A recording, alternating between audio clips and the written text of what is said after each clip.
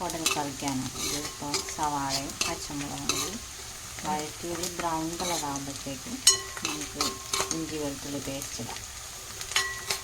സവാളയിലേക്ക് നമ്മൾ ഇഞ്ചി ഇട്ടായിരുന്നു വരുന്നത്. പിന്നെ തക്കാളി ഇട്ട് വഴറ്റിയിട്ട് ഇത് നമ്മൾ കുക്ക് ചെയ്തതാണ്.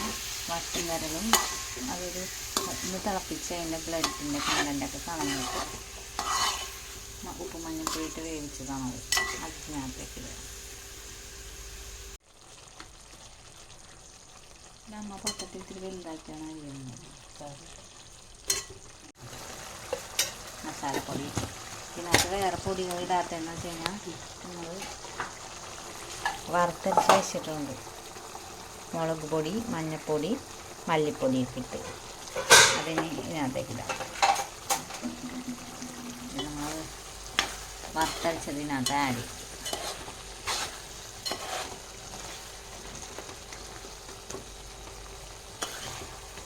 മിക്സ് ചെയ്യാനായി